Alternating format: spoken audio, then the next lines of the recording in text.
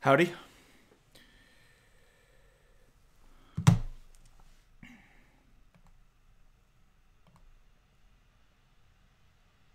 Zeke Elliott's career, the Cowboys are 6-1 when Zeke has at least 30 touches. This season, the Cowboys are 5-1 now when Zeke has at least 25 touches. He's now had 30 touches in back-to-back weeks. He had 30 touches last week against Atlanta. That was most he's had this season. And then he outdoes it the next week with 31 touches if you missed it, on Thanksgiving. And the Cowboys are finally getting him some work in the passing game because he's spectacular in the passing game. But the Cowboys have always been reluctant to use him in the passing game. They're finally doing it now. If you think about it like this, the Cowboys have played only 7 games in Zeke's career where he's had at least 30 touches. But they played 2 in back-to-back weeks now. So hopefully, moving forward, that's the recipe the Cowboys use, between 25 and 35 touches. Jesse Holley, my co-host on the Cowboys pre- and post-game show, says start the count at 25. That looked weird. Like, you get to 25, now you're talking about his real usage.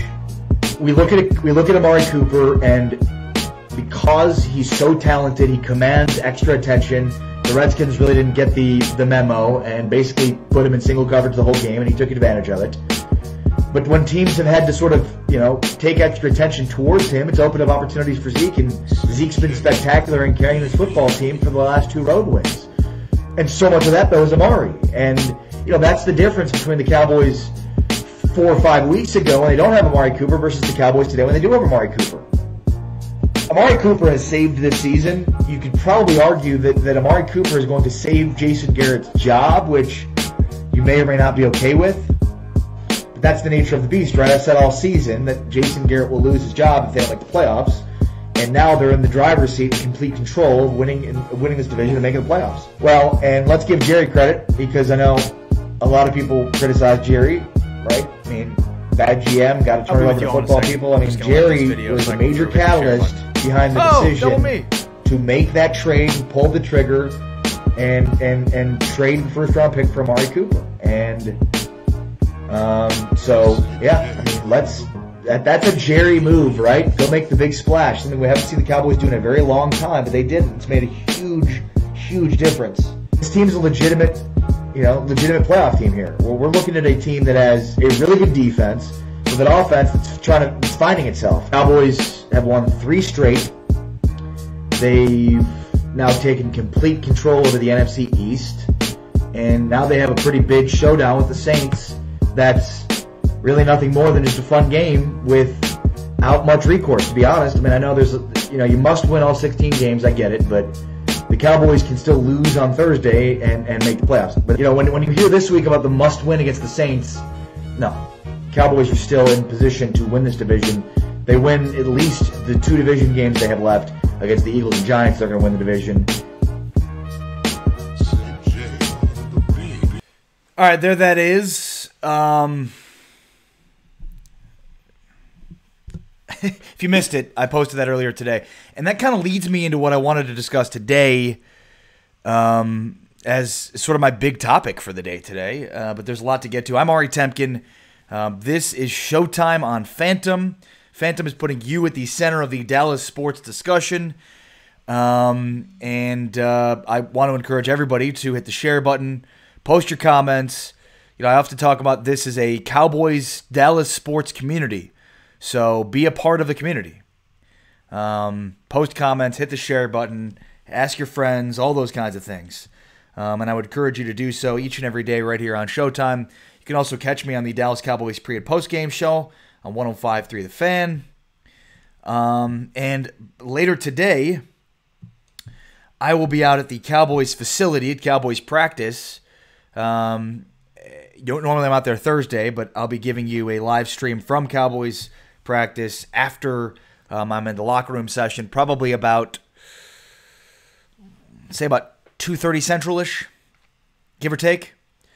So make sure to tune in for that. Let me just share this to a couple of places. But again, if you saw the video that I posted on Phantom earlier today, about Amari Cooper, Zeke Elliott, those impacts, I think there is something missing in many ways about the way that people are talking about, and maybe it's not Cowboys fans as much as it is, people in general as they look at this Dallas Cowboys team. All right, let's see here. Cody Arnold says 2 Aries, 1 podcast. Yeah. Hit the share button, post your comments. What do you guys want to know? So Cowboys and Saints on Thursday Night Football. It's going to be a fun one. The Saints are 10-1. They've won 10 straight after losing to the Buccaneers to start the season. So that's going to be a lot of fun. But I guess the way that I think about this is, the Cowboys are viewed through a prism of what they've been and what their record is, which is not fair in many respects. And so, it's funny is because when you sort of have conversations about the Cowboys with people really outside of Dallas, and even Cowboys fans, some Cowboys fans too, they're looking at the team that's 6-5 and not the team that's 3-1. And I think that's important here, right? These are two different teams. Offensively, certainly. But I mean, that's the truth of the matter here. When we talk about this Cowboys team, there's the 6-5 team, but there's also the 3-1 team. This is a vastly different team than the team that broke training camp that started the season 3-5, or really 3-4. It's a different team, right? They start 3-4. They hit the bye week. They trade for Amari Cooper. And now this team that we're looking at is a vastly different team. So I think like a lot of people, what they sort of fail to understand about this team is the here and the now. That this team right now is vastly different and has vastly different expectations and has a vastly different ceiling than the one pre-Amari Cooper. Like that's the thing that I think everybody's missing here is the team that's 6-5 that is a playoff team is different than this team would be if it were 6-5 and they didn't make the Amari Cooper acquisition. And I think like that's what I want to continue to hammer home here is this team is not the 3-4 team that acquired Amari Cooper. This team is more the 3-1 team that's won 3 straight that lost to Tennessee the first game after acquiring Amari Cooper. That's the team that we are looking at when it comes to projecting out on what's their ceiling, how far they can go in the playoffs, how do we evaluate Dak Prescott, how do we evaluate Jason Garrett, how do we evaluate Scott Linehan? Like those are the things here. We can't, a lot of people look at this team and say, well, they're 6-5. It's not very good when you look at some of the other teams in the conference. And yeah, I mean, I think in a vacuum, a 6-5 team would be looked at winning a bad division. But this team that's 3-1 is significantly better and more dangerous than the team before it. And that's, again, seems to be what everybody is missing about this football team. All right, those of you watching on the Dallas Cowboys America's Team page, shout out to you. Appreciate you watching and streaming this. Also, of course, everybody on Phantom as well. Ricky Esprit says, good point, Ari. Ray Pierce on Phantom says, it's a team with hope. Michael Iosefa says, I hope we show different schemes and formations on offense. Yeah, I mean, look, I think the team that we've seen, last few weeks has shown that, that they are, they're taking advantages, like, let's look at the Washington game, right? So the Washington game, and if you watched my video, like, that team, they utilized, I don't know what the plan was going into the game against Washington, but once they saw that Amari Cooper was getting one-on-one all the time, that's where they zeroed in on. And that's why, it's sort of a pick your poison. You want to bail out to stop Zeke Elliott? Sure, by all means. Then you're going to have one-on-one matchups on the outside with Amari Cooper, and that's what they exploited, especially in the second half.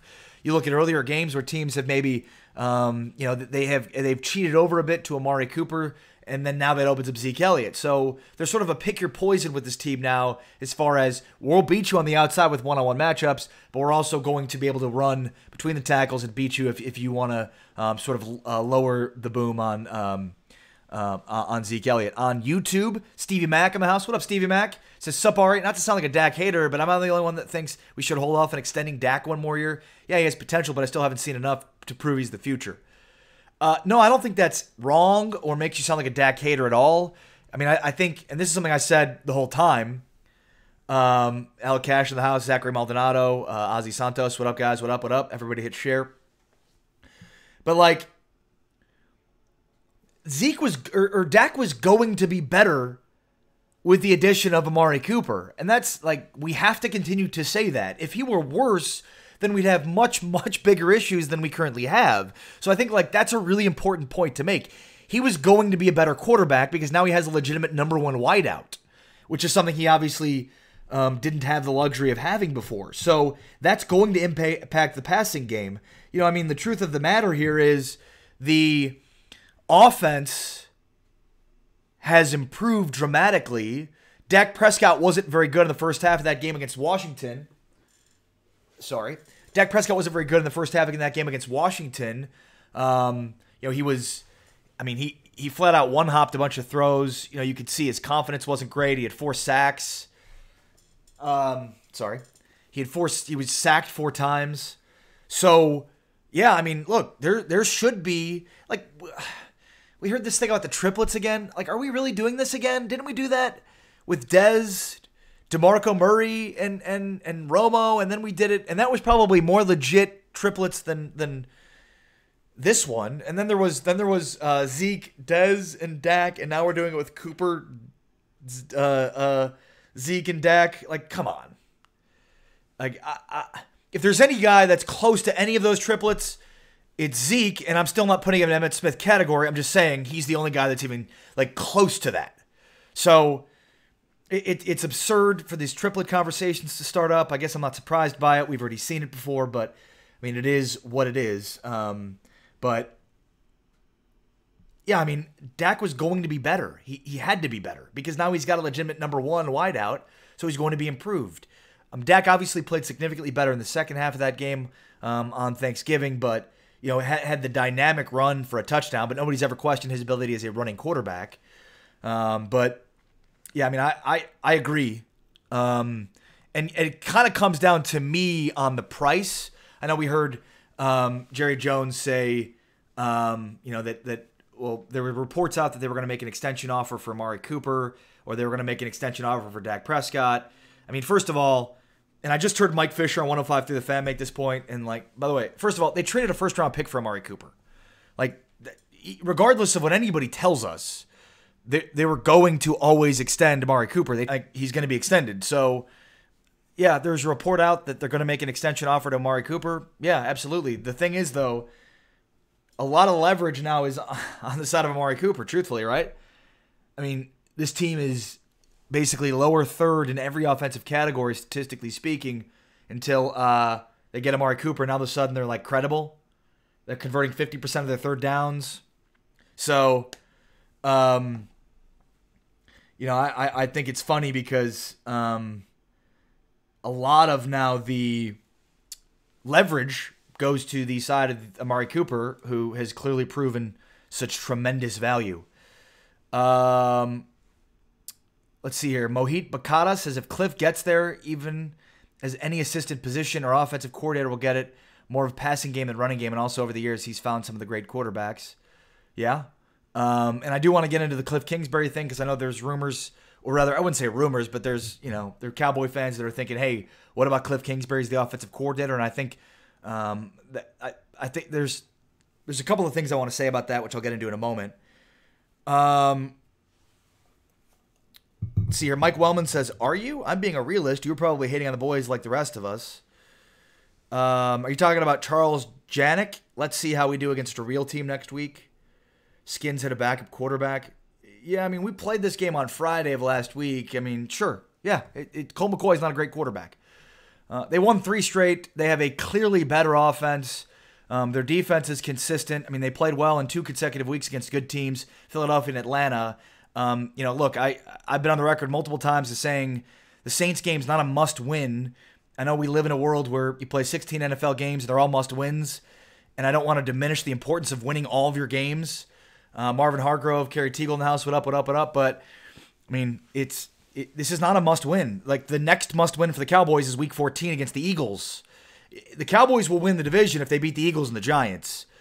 And obviously then they'd finish 9-7. I still think they'd beat the Buccaneers too. So, or rather, that would what do they have? They're 6-5, so they won 3 games. They'd beat 9-7. So you beat the Eagles, Giants, and Buccaneers. You're at 9-7, and then potentially they get a win against the Colts. Now you're talking about 10-7, and they could beat the Saints. I'm not saying they can't or they won't.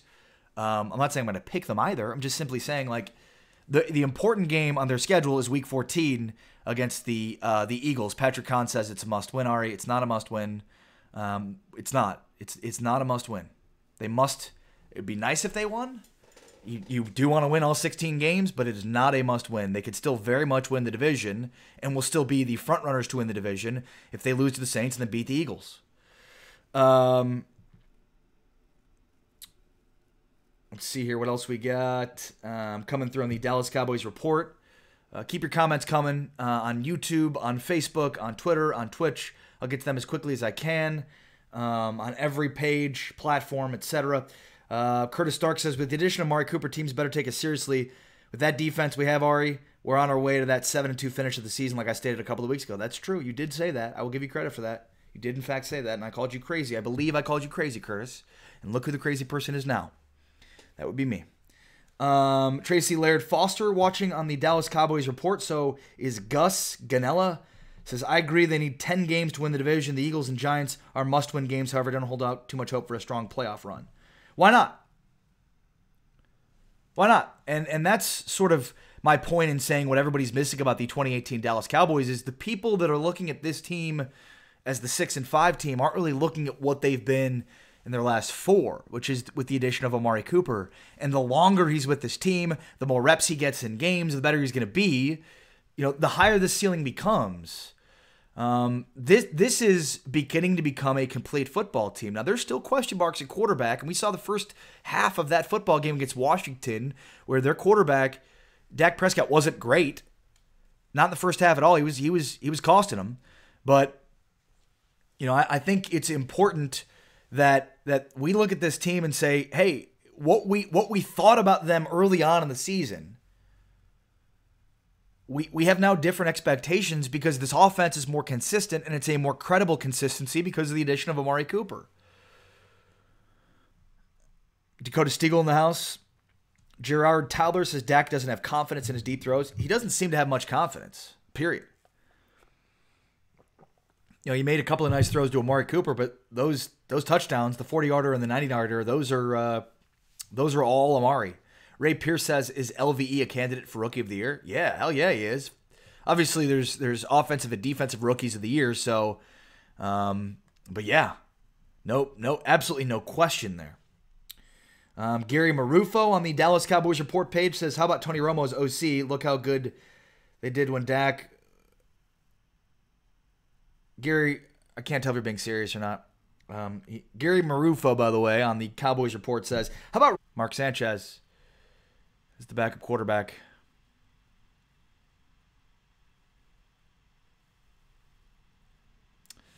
So there's that. Ricky Esprit says if the Cowboys beat the Saints, it would really pump up, their morale. No question. No question. All right, Jay Navarro is still not happy about the missed passes Dak had versus the Redskins. Beasley dropping an easy touchdown pass. Can't have mistakes versus the Saints. The Saints and the offense will score and not let off the gas pedal. Patrick Prescott says, breathe, Ari. I got my breaths in. But yeah, I'm not necessarily a huge fan of Tony Romo as the offensive coordinator. Some people who watch the stream a lot might know why. But no, I appreciate everybody that watches this show each and every day. And are a part of this community because that's what this is. This is a Dallas Cowboys community of fans, analysts, and everything in between. So share your input, share your thoughts, and let's enjoy each other's company. Patrick Kahn says the thing I hear about KK, Cliff Kingsbury, has to do with Kansas City. Kansas City doesn't need any help as their offensive coordinator, do they? They're already putting up 100 points a game. What else? So if you don't have confidence the Cowboys can win playoff games, is that anything more than than Jason Garrett, who's sort of, as he's been the head coach, not been able to win a lot of playoff games. One playoff win in his, now 9 years as the head coach of the Dallas Cowboys. So, yeah, I get that. Greg Zuniga in the house. What up, Greg? Hope everybody, by the way, had a happy Thanksgiving. It certainly was made better, I would imagine, by the Cowboys winning. DeAndre Skinner says, I think if we win, it'll be with the talks of how Beasley was incorporated in more plays along with our key pieces on offense finally clicking. Yeah. Patrick Kahn says, consultant for Cliff Kingsbury. Very much like Patrick Kahn is my consultant on this show. Cliff Kingsbury, potentially a consultant in Kansas City. Which, if you're smart, and Andy Reid is certainly smart, he would bring the consultant Cliff Kingsbury on right away, who could help him automatically. And man, that'd be fantastic. Charles Janik says head coach and OC have to go. Eric Kitron says Jason Garrett is a puppet. Roy Winder says Cowboys Nation, the team needs to step up in this game, both sides, to do their job. Offensive coordinator at the collegiate and the NFL level. The only question would be then, which would he prefer? Because my guess is he'd prefer to be in the NFL. Carlos Guzman says, what's up, Ari? From El Paso, Texas once again. Jason Turner says, Tyron good to go this week. It appears that that's true. We'll have to see on Thursday how he feels. He was good to go last Thursday when the game started, but then obviously wasn't able to go within the game. It's concerning, and I talked about this on Friday. It's very, very, very concerning, right? Last Thursday's game against Washington was a must-win, all right? It was. You had to beat Washington in order to stay in contention to win a division championship. And if you lost that game, you're not winning a division championship, trailing the Redskins by 3 games, basically, having lost the tiebreaker to them.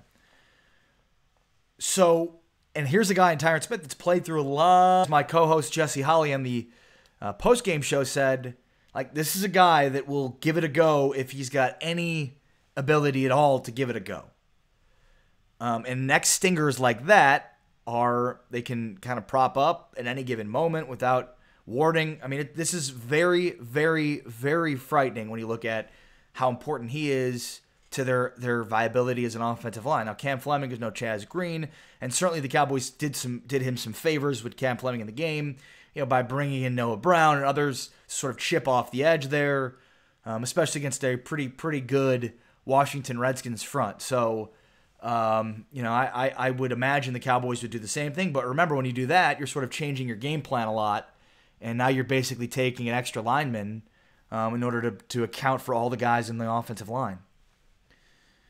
Kerry Williams says, I believe Garrett has taken this team as far as he could take them. Unless we win a Super Bowl, it's time for a change. I disagree with that. And I'm not a Jason Garrett fan. Anybody who watches the stream consistently could attest to that. I've highly criticized Jason Garrett and have done that a lot. But, I mean, anything short of a Super Bowl, this franchise hasn't even been to an NFC Championship game in 2 decades. So, and look, I think you do have to give Jason Garrett credit for the rebound that this team has undergone. And there has been some changes that we've seen, some evolutions, if you will, that we probably previously didn't think were possible. So, look, I'm going to give Garrett credit and at least say let's let this thing play itself out and see.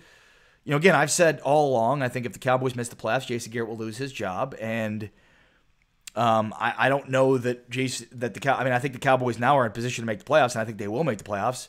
But let's just let this thing play out, and then give at least Jason Garrett the benefit of the doubt, and then see what happens. But I'd say this.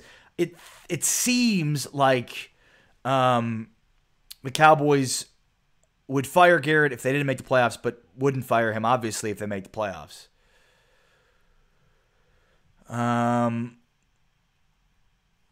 What else we got? Dallas Cowboys, America's team.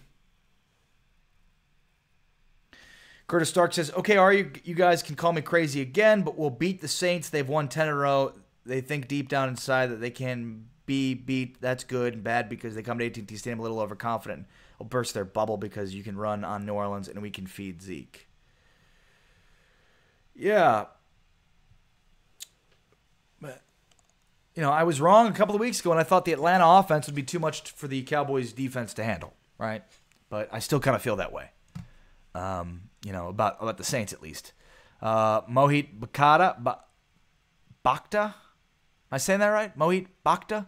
He had an easy chance with the interception to end the game against the Rams. It was easy. He just couldn't complete it.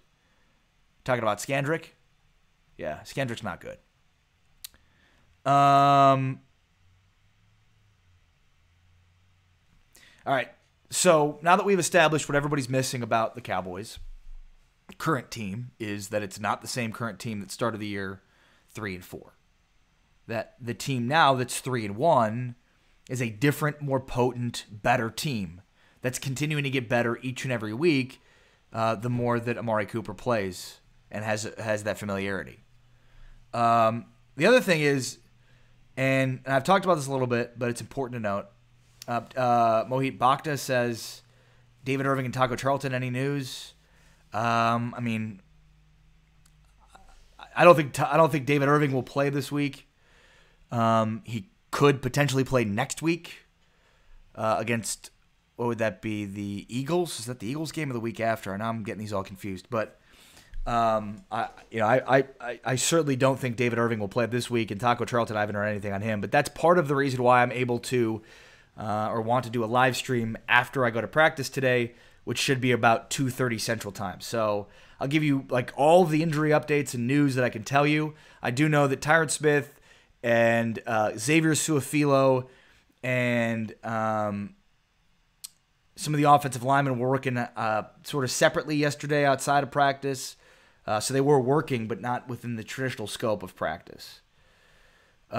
Eagles next up. So, yeah, that's right. They play the Saints on Thursday, and then they follow that with a Sunday game against the Eagles, which I guess that's not going to be that game's not going to be flexed. It would have already flexed it, which I'm surprised by. Aaron Catron says, how is Travis Frederick doing? I'm sure he's okay. Again, I've said this all along. He's not going to play this year. We should just get that out of our minds. Any idea of him playing this year?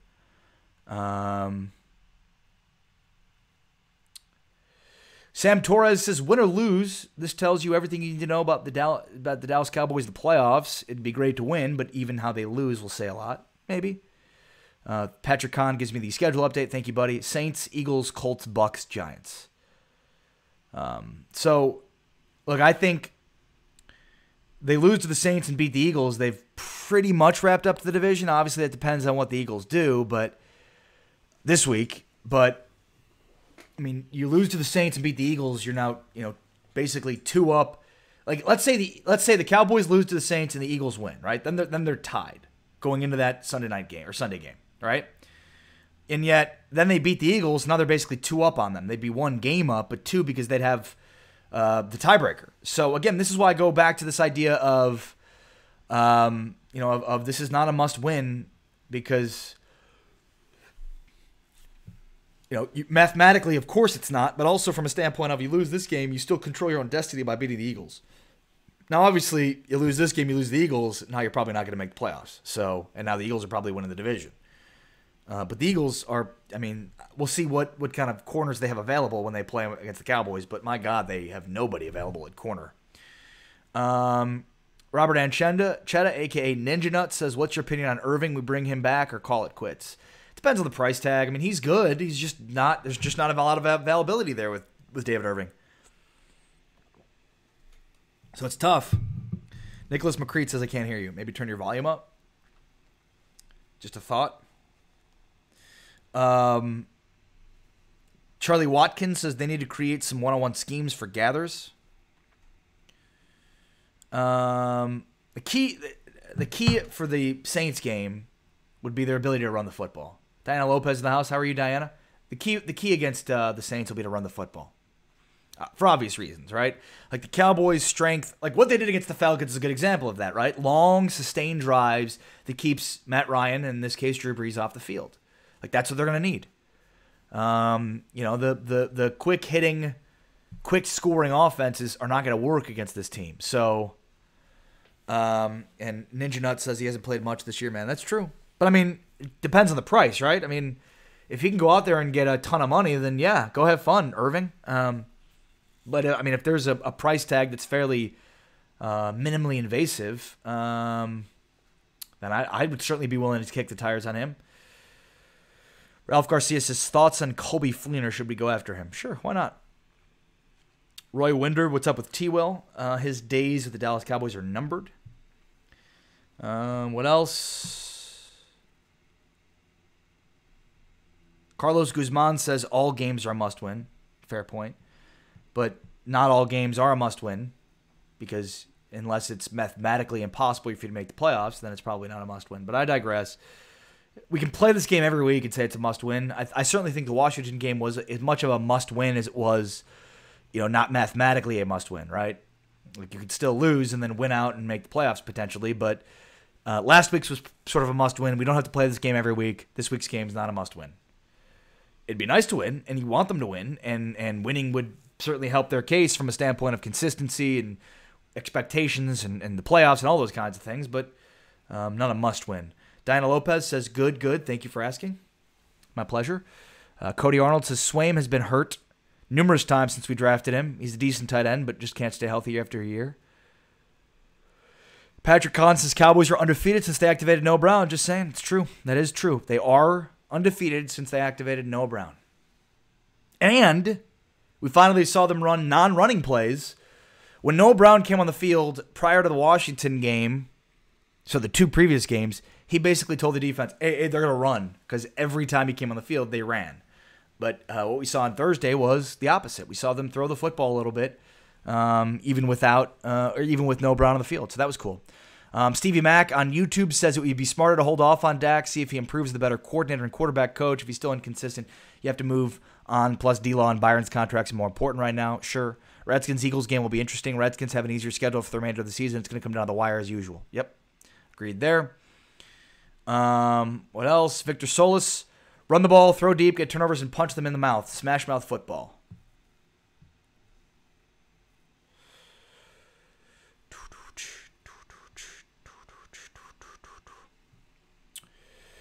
All right, so there's another topic about the usage of Zeke Elliott that I've heard people talking about. Like, is it too much? They're using him too much. Insofar as like the wear and tear. Jason Wright says back to work. See you, buddy. Thank you.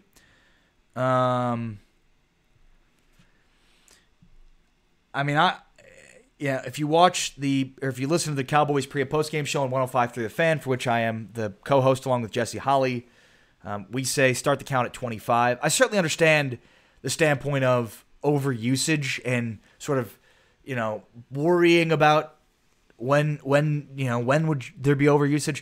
But I think when it comes to Zeke, like a lot of the production, so he had 31 touches against Washington, right? 30 touches the prior week. Some of this goes back to how many carries does he have? Because if he's at 23 to 25 carries and then 7 to 10, receptions, like that's a good spot for him to be at. That's where you want him to be. The receptions, remember, there's not as much wear and tear on a reception than there is on running the football. And I think that's important to note. The wear and tear the body sustains from running the football different than the wear and tear catching the ball out of the backfield. That is a making guys miss one-on-one type situation as opposed to running the football, which is, lower extremities are susceptible to injuries as you get past the line of scrimmage. You've got linebacking core ready to take your head off. So, there are a lot of practical reasons why it's harder on your body to sustain, it's harder on your body to sustain hits running the football versus pass catching. So, you hoped that this team would get Zeke involved in the passing game. They have, and that's been really, really good because that's one of the areas that I think is so important for their success. All right. Just a couple of news and notes to get to here. I'm Ari Temkin, by the way. This is Phantom. We are putting you at the center of the Dallas sports discussion. A reminder to hit the share button.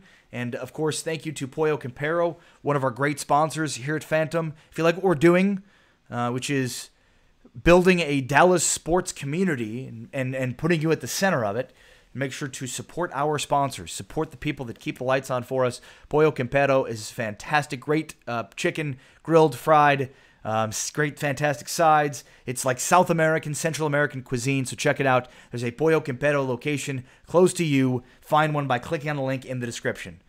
Okay, so O-line health, we've talked a little bit about it. I think Tyron Smith should be good to go this week. However, he was supposed to be good to go last week, and then obviously the game started and he wasn't good to go. It's certainly worrisome, but he's been practicing this week, and I'll give you a better update on the offensive line and where it stands. Like Xavier Su'a-Filo, Tyron Smith, after I'm able to go to practice today. The other thing, too, is has Xavier Su'a-Filo just taken Connor Williams' job? Because Williams was active, and yet he wasn't playing. I wonder if, because Su'a-Filo, I interviewed him, and if you didn't listen to the Cowboys Beat podcast, I would highly recommend you listen to it with myself and Patrick Kahn.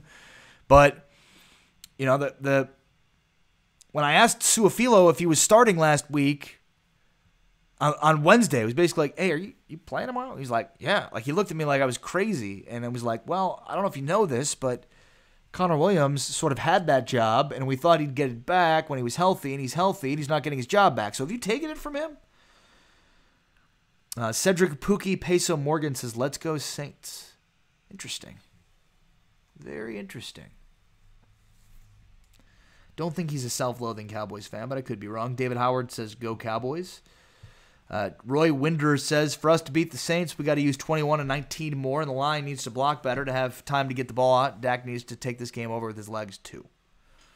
I think, Roy, the things you've just said, those three things are pretty important keys and have been part of the success of this team since Amari Cooper came over. But Zeke Elliott's, they've taken what's given to them, right? If they've got one-on-one matchups on the outside with Amari Cooper, they're gonna take those, and that's what we saw against Washington. And if they cheat and bracket Amari Cooper, then they're gonna let Zeke run loose. And obviously, Dak Prescott's ability to use his legs, those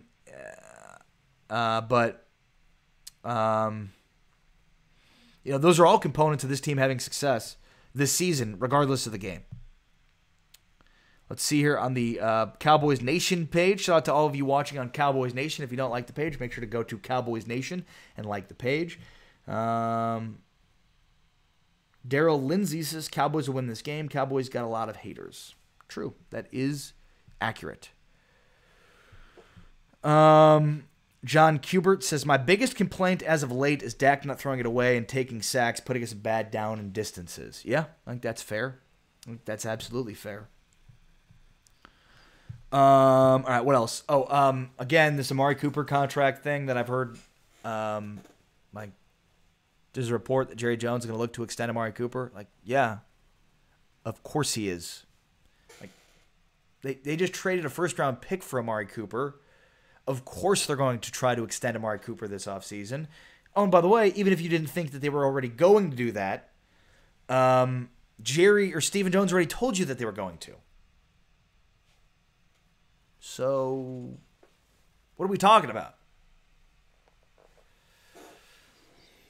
Just Amari Cooper's going to get an extension this offseason because the Cowboys traded a first-round pick for him. Let's see here. On YouTube, James Ortega says, what do you think about the Rams or the Ramps?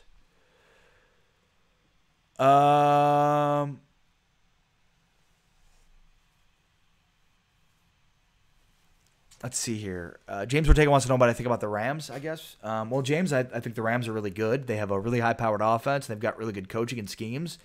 And they're obviously going to win that division and get a bye. The Saints and Rams are basically fighting it now at the top of the NFC for a bye in that first week of the playoffs. So we'll see what happens at the playoffs. Stevie Mack says, there's usually more people in here talking about YouTube. And then James Ortega says, Cowboys, they were terrible.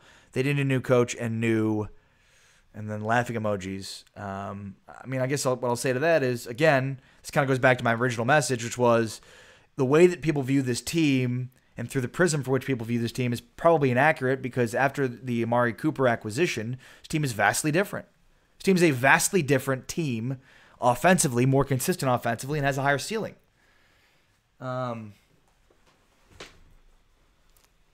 Jason Turner says, Pookie, you need to go find an Aints page to talk on. True. Pookie says, my hobby's watching y'all. Wish you was good. All right. Who's your team, Pookie, or are you just a Cowboys hater? I mean, it's all good.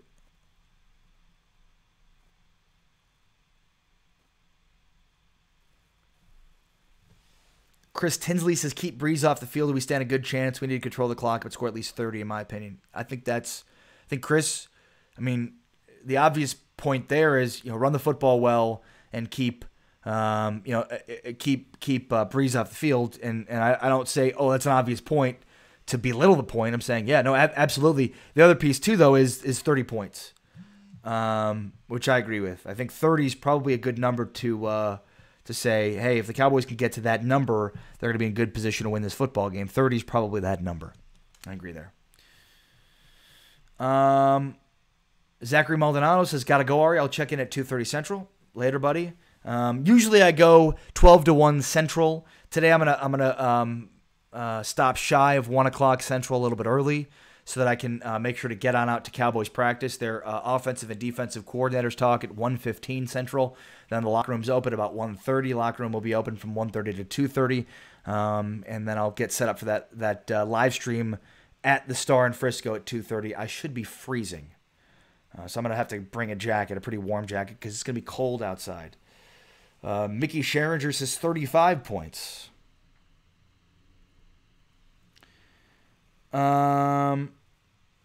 Patrick Kahn says, during walkthroughs yesterday, Connor was taking reps at left guard over Suafilo. Interesting. And I'll have to watch for that today to see what it looks like. Christopher Katz says, I think the Saints will score a lot of points. The Cowboys will get them by 3. I mean, I would say 30 is probably a good number. 35 to be safe. The question is, can this team get to 35? Diana Lopez says, stay warm, Ari. Thank you, Diana. Yeah, it is freaking cold outside.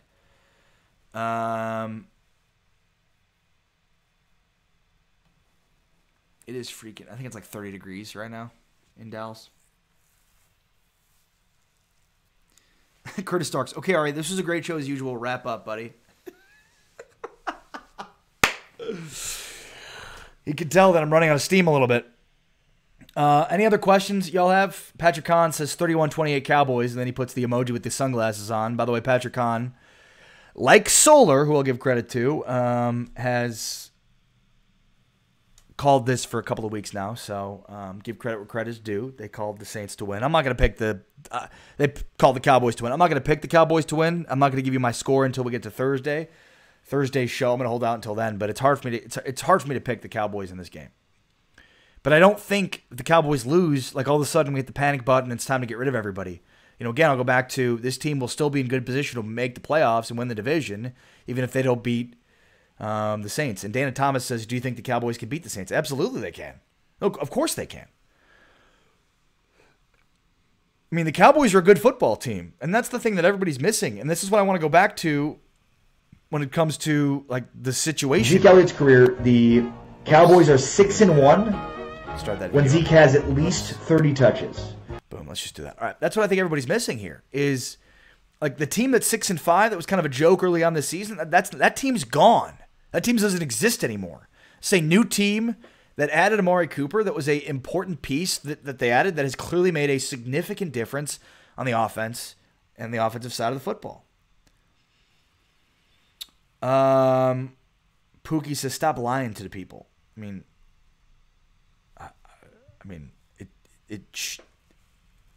they can beat the Saints. Very much so. There's no question that they can beat the Saints.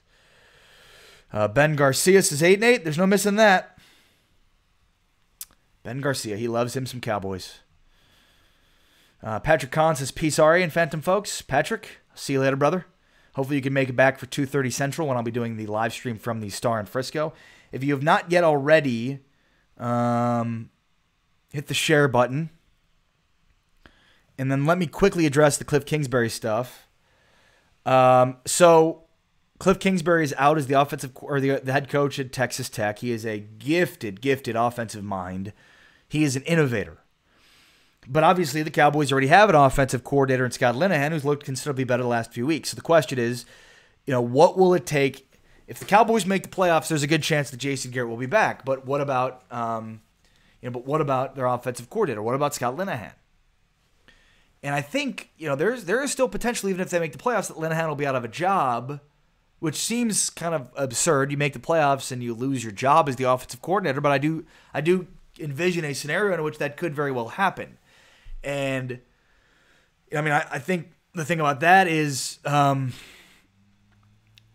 it would probably take like a one and done type situation, or like you get to the divisional round, you win a wild card game, and then get to the divisional round, and just your offense doesn't look very good through 2 weeks. But I would love a situation in which the Cowboys were able to get Cliff Kingsbury as their offensive coordinator. I think he is a brilliant, innovative offensive mind. I think he would somewhat diminish keeping Jason Garrett and the types of negative feelings that would have over Cowboy Nation. And I do think that Cliff Kingsbury wants inevitably to be an NFL head coach, so that this is the leap he'll probably need to take, be the offensive coordinator somewhere in order to make that happen.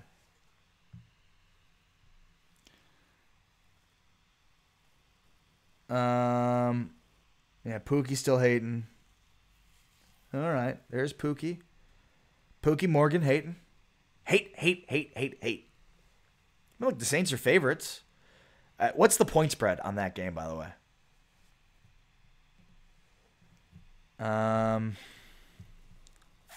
Nicholas Wildman says, which game do you feel will mean more to the team's morale if they win, the Saints or the Eagles coming up?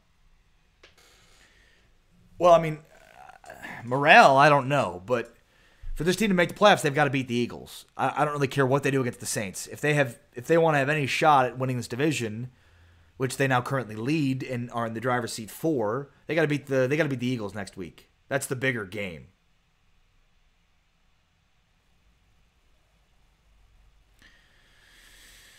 All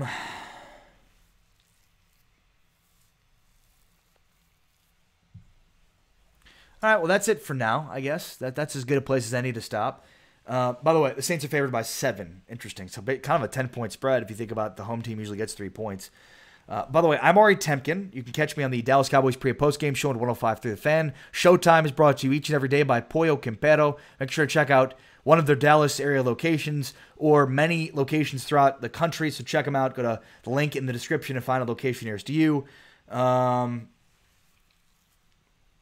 Thank you to everybody that is a part of the stream each and every day. Diana Lopez and Neil Fawver and Joe Tranchina and Terrence Briscoe and Patrick Prescott and Jason Turner and Michael Lafferty and Ty Shelton and Neil Fawver and